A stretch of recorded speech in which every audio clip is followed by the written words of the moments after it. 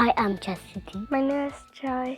You are how old? 9. How does it feel when you say or do something that's not very kind? Sometimes it makes you get a little bit emotional. It feels so sad, and if you do it over and over again, you might go to timeout, or the teacher will tell your parents. It feels quite,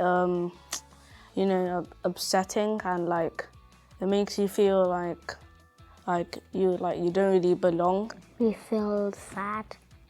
Sorry about that. We feel really bad, and we feel like we need to say sorry, but sometimes you just find it really hard to say sorry when you've argued with them.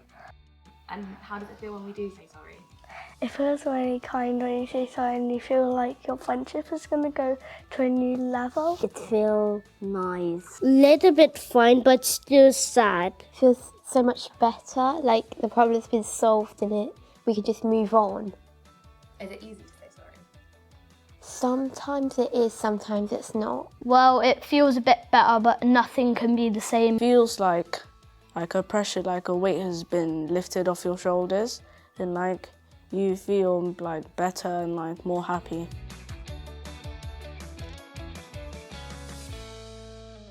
Hi, it's Charlie again. Hopefully you watched last week's Come and See for schools and families. And we're thinking about baptism over these 6 sessions. Last week we thought about what it meant to be made or fashioned from earth. This week we're going to think about what it means to be made clean by the waters of cleansing, waters that make us clean. I wonder if you've ever been really mucky and muddy. I used to do a lot of sport when I was younger, and I loved doing my sliding tackles when I was playing football. And your knees would get so muddy, and your elbows, it would get mud in your hair, under your fingernails.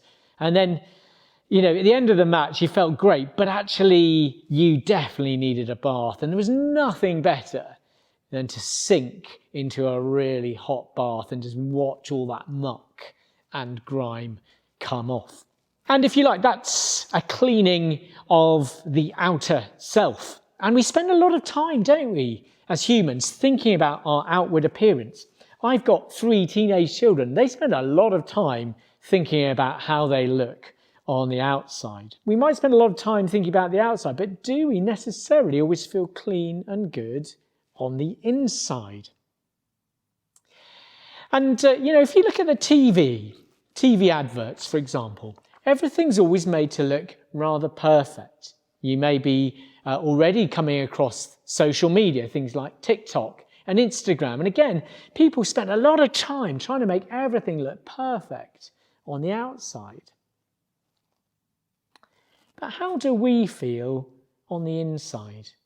If we're honest, don't we often feel a little bit mucky on the inside? Maybe a bit guilty.